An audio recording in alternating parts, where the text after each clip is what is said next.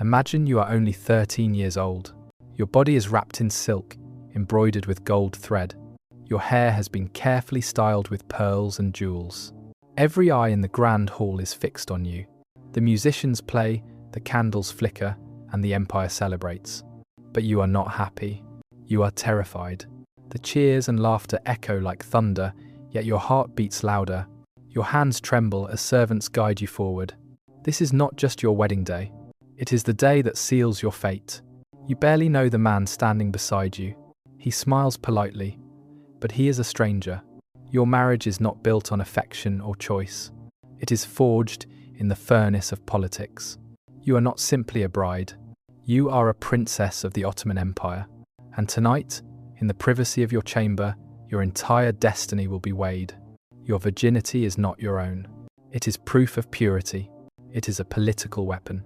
It is the thread that ties two powerful families together. If you fail to please your husband, the consequences will echo through courts and palaces.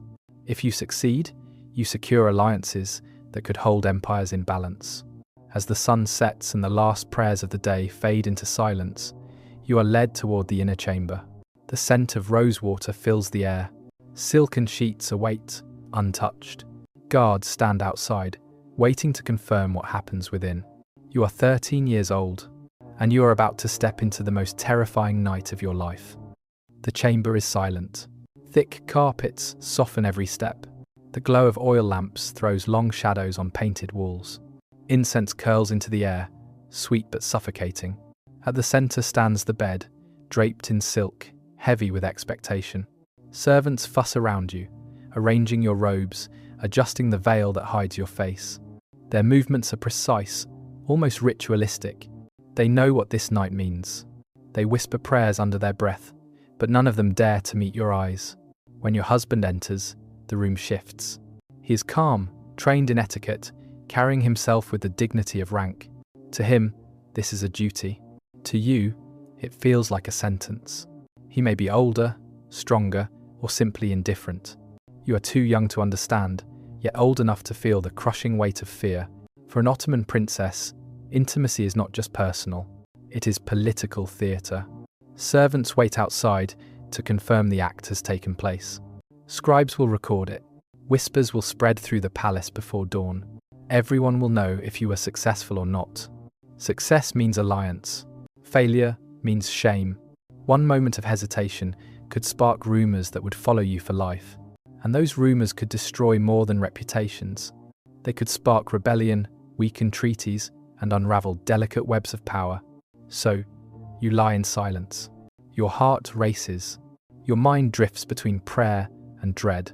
You are not a child anymore. You are not even a bride. You are a pawn in the empire's endless game. And tonight, that game begins. Outside the chamber, the palace is wide awake. Eunuchs stand guard, listening for every sound. Officials prepare documents to record the night's outcome. The empire itself seems to hold its breath. For a princess, the first night is a test of loyalty. It is proof that she accepts her role. It is also proof that her husband has gained access to imperial blood. Together, they are expected to strengthen alliances, to secure loyalty, to guarantee obedience. But there is no romance. There are no whispered promises. Only the silent knowledge that bodies have become tools of the state. Each touch is monitored. Each breath carries the weight of history. If the princess refuses, she risks shaming her family. If she accepts, she loses what little freedom she had left. Her virginity is not hers. Her future is not hers. Even her children will belong more to the empire than to her. In the morning, sheets may be displayed as proof. Celebrations will resume if the union is sealed. If not, whispers of betrayal will spread like wildfire. A single failure could undo years of diplomacy. And so she obeys. Because disobedience is not survival, obedience is survival. The empire has designed it that way. Long after the candles are extinguished, the princess lies awake. Her body aches with fear. Her mind drifts toward her childhood, toward games she will never play again. She knows she has crossed a threshold. There is no way back. The girl has vanished. Only the princess remains. Days turn into weeks. The first night becomes a memory, but its shadow never leaves.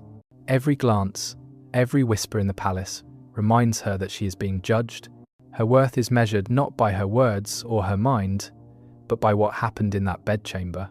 If she conceives a child quickly, she is praised. If she does not, doubts begin to circle, like vultures. Servants talk. Advisors take notes. Even the Sultan may hear of her failure. The princess lives in constant tension. She cannot speak openly. She cannot show weakness. Her smile must always hide her fear. She learns to move carefully, to speak only when safe, to keep secrets locked inside her heart. Her husband may be kind, he may be cruel, he may ignore her completely, but none of it matters. What matters is how others interpret her place. A single misstep could shift the balance of power in the empire. She soon realizes her body is not her only weapon. Her silence is power. Her refusal is power. Even her timing becomes power. By controlling when and how intimacy happens, she can shape her husband's loyalty and her family's influence. But such power is dangerous. It can bring her protection, or it can bring her death. The palace is filled with women who learn too late where the line was drawn. So she watches. She listens. She learns. She is no longer a child. She is a survivor inside a golden cage. In time, the princess begins to understand the silent language of the palace. Every smile hides a motive. Every gift carries a message. Every whisper in the corridors may be a weapon. She sees that her body was only the first battlefield. Now the war is waged with influence. The food she eats, the servants she chooses, the letters she writes, all are tools in a dangerous game. The women of the Ottoman dynasty are not powerless. They learn to bend the rules that once trapped them. A refusal can stall an alliance. A delayed meeting can shift political tides. Even a single word in the Sultan's ear can destroy a rival. But this is a sharp blade. The same tactics that bring power can also invite suspicion. Too much confidence is seen as arrogance. Too much silence can be mistaken for weakness. Every decision risks survival. Some princesses turn fear into cunning. They cultivate networks of loyal servants. They whisper advice into the ears of powerful men. They become shadows behind the throne. Their marriages may have been forced, but their futures are carved with strategy. Others fail to adapt. They are forgotten, or worse, punished. History leaves no record of them. Their names vanish, as if they never existed. And so the palace becomes both a prison and a battlefield. For the Ottoman princess, her first night was not the end of innocence. It was only the beginning of a lifetime of survival. The Ottoman court was a world of silent competition. Every woman sought protection. Every man sought favor. And the princess stood at the very center of this storm. Her fear became her teacher. She learned to listen more than she spoke. She learned to measure the weight of every word. And she discovered that information was more valuable than jewels. Servants carried gossip like rivers carried water. A careless remark could topple an alliance. A whispered rumor could be turned into a weapon. The princess collected secrets the way others collected gold. Her body had been used to seal her marriage, but her mind could now shape her destiny. She could delay intimacy to punish. She could grant it to reward. She could withhold her presence to spark longing. Or she could use it to control her husband's loyalty. This was not love. This was survival. And it demanded constant vigilance. For every success, there was a risk. If her husband felt humiliated, she might face exile. If the Sultan saw her as too ambitious, she might face death. Balance was everything. And so, she walked a narrow path. Each night she remembered her first night. The terror had not vanished. It had transformed. It had become the sharp edge of her power. To live as an Ottoman princess was to live in shadows. To smile while hiding fear. To obey while quietly resisting. And to turn silence itself into a weapon. Life inside the harem was never quiet. Behind the walls of marble and silk, rivalry burned hotter than fire. Every woman was watched. Every step was recorded. Every mistake could be the last. The princess lived under constant trial. Other wives and concubines looked at her with envy. They whispered in corners. They formed alliances. They waited for her to stumble. Her first night had made her a bride. But what followed would determine if she became powerful or forgotten. A single rumor could destroy her reputation. A single failure could end her influence. To protect herself, she built a network. Trusted servants carried her words. Loyal friends whispered warnings. She rewarded those who served her well, and she punished betrayal with silence that could chill a man's heart. Every gift she gave had meaning. Every glance carried weight. She learned to turn suspicion into fear. She learned to use kindness as a mask. But the harem was a dangerous place. Poison could be hidden in wine. A smile could hide a knife. Even family could become enemies when power was at stake. The princess walked these halls, knowing that every shadow could be a threat. Her survival was not guaranteed. Her first night had stripped her of innocence. Now every night stripped her of trust. And yet, within this world of fear, she learned something vital. She was not just surviving anymore. She was learning how to rule. As years passed, the fear of that first night began to change shape. It never disappeared, but it became a reminder of what she had endured, a reminder of what she had survived. Some Ottoman princesses used that memory as fuel. They grew sharper, they grew wiser. They understood that in a palace ruled by men, women still held silent power. A word spoken at the right time could shift the balance of politics. A refusal in the bedchamber could stall an alliance. A carefully chosen marriage for a daughter could strengthen entire dynasties. The princess was no longer just a victim. She was becoming an architect of the empire itself. But power came with enemies. Men feared her influence. Other women envied her position. Even family could turn against her when ambition demanded it. So she learned the art of patience. She learned to wait, to watch, to strike, only when the time was perfect. Her silence was her weapon. Her knowledge was her shield.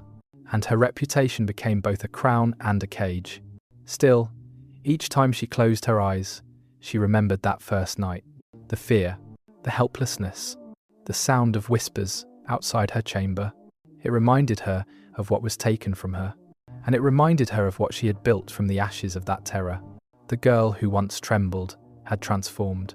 She was no longer simply a wife. She was no longer just a pawn. She was a player in the empire's endless game. The empire was vast. Its armies marched across continents. Its wealth poured in from every corner of the known world. But within the palace, power often began in silence. Ottoman princesses were no longer just symbols. They became advisors. They became guardians of secrets. They became the invisible architects of strategy. Behind closed doors, they counseled husbands who led armies. They guided sons who would one day wear the crown.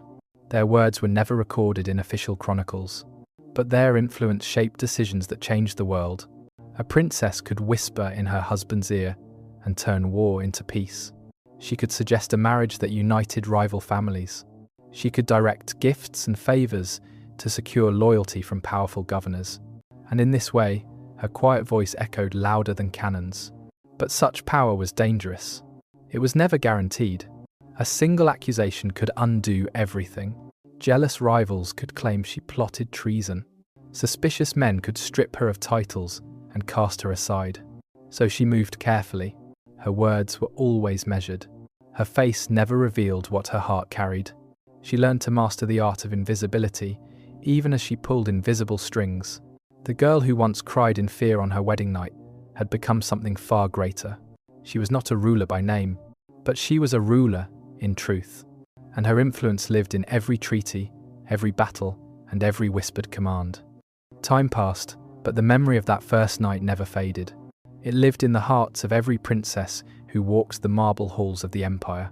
It was not only a personal fear, it was a tradition of terror, repeated generation after generation. Yet from that fear, something unexpected grew. A hidden strength, a quiet resilience, a legacy that would shape the empire in ways few ever admitted. Princesses began to teach their daughters what they had learned. They whispered warnings in secret chambers. They shared lessons on patience, on silence, on how to survive in a palace where danger hid behind smiles. They turned trauma into knowledge, and knowledge into survival. Through them, a culture of power was born. It was not written in law. It was not carved in stone. It was carried in whispers, in looks, in the unspoken codes passed from mother to daughter. Some daughters rose to become powerful figures in their own right. They held sway over sultans. They influenced wars and marriages. They proved that the empire was not only ruled by men, it was also quietly guided by women who had endured fear and turned it into fire. But history rarely tells their stories. Chroniclers wrote of battles and crowns, not of whispered lessons in the dark. The legacy of these princesses remains hidden, buried beneath centuries of silence. And yet, every time the empire shifted, every time decisions were made in the shadows, their influence was there. Born from a night of fear, carried forward as an unbreakable inheritance. Not every princess succeeded. Not every woman could turn fear into power. For some, the first night was not the beginning of influence. It was the beginning of their downfall. If they failed to conceive quickly, whispers began to spread. If they displeased their husbands, rivals grew bolder. If they showed fear too openly, they were marked as weak. And in the Ottoman court, weakness was dangerous. Some were exiled to distant palaces, their days spent in silence, forgotten by history. Others were confined within the harem, living as shadows among shadows. Stripped of dignity, stripped of voice, stripped of the chance to leave a legacy. A few met darker fates. Accusations of treason could lead to execution. Poison slipped into a goblet of wine. A silken cord wrapped around the throat. Deaths quiet enough to be forgotten, yet loud enough to send a warning. Their stories rarely appear in chronicles. Their names erased, their existence denied. All that remained were fragments, rumors whispered in fear. A reminder of how thin the line was between survival and destruction. The princess who succeeded became a legend. The one who failed became invisible. And invisibility, in the heart of an empire, was a fate almost as cruel as death.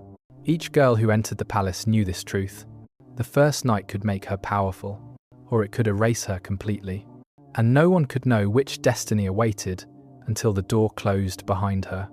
Yet among the shadows, some princesses rose above fear. They endured the first night, and every night after, with silent determination. They learned to master the dangerous language of the palace, and in time, they became symbols of strength. These women discovered that influence was not always about open defiance. It was about patience. It was about striking when the moment was right. It was about making others believe that the decision had always been theirs. Some princesses advised their brothers, the future sultans. Their words guided wars and alliances. Their strategies shaped the empire's direction. Though history refused to give them titles, their fingerprints remained on every decision. Others became patrons of art and architecture. They funded mosques, schools, and hospitals. They left behind legacies that outlasted kings and generals. Their power could not always be measured in armies, but it was carved into the very stones of the empire. And some turned the harem itself into a throne. They controlled rivalries. They appointed loyal servants. They turned enemies against each other, until only they remained untouchable. These were the women who transformed terror into triumph. They proved that survival was not enough. To endure was one thing, to rule in silence was another. But even in their victories, the shadow of the first night never vanished. It lingered like a scar, hidden yet unforgettable, a reminder of how power was born from fear, and how fear itself became the foundation of an empire. Power had its cost. Even the strongest princesses could not escape the weight of sacrifice. For every alliance they secured, they lost a piece of themselves. For every rival they defeated, they carried new scars. They lived surrounded by luxury. Silks, jewels, and gold filled their chambers. But freedom was absent. Every step was monitored. Every choice was judged. The laughter of children in the gardens was not just joy, it was strategy. Each child represented a claim, a future, a political weapon. Even motherhood was twisted into another battlefield. The princess could influence a sultan. She could protect her bloodline. She could outmaneuver her enemies. But she could never escape the cage of expectation. At times, she looked back on her first night.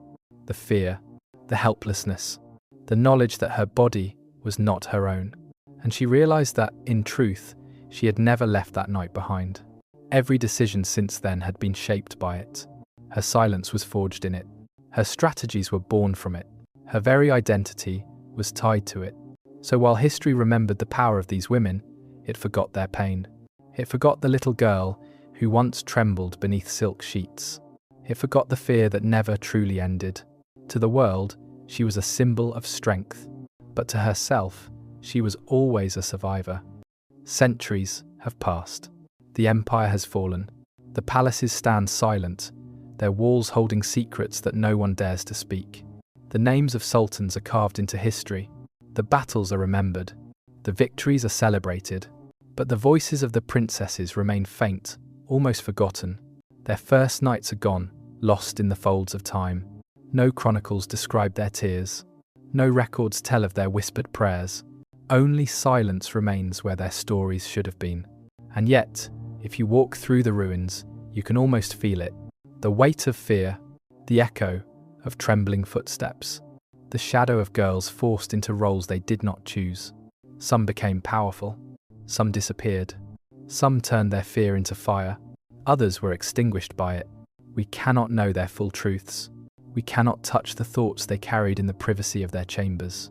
We can only imagine the terror of those nights and wonder how many lives were shaped by them. History leaves us with fragments. A rumor here, a line in a record there, hints of a world where power and fear were bound together in silken sheets. The empire is gone. The voices are silent. But the question lingers. What was it truly like to be an Ottoman princess on that first night? No one can answer. And maybe that silence is the loudest truth of all.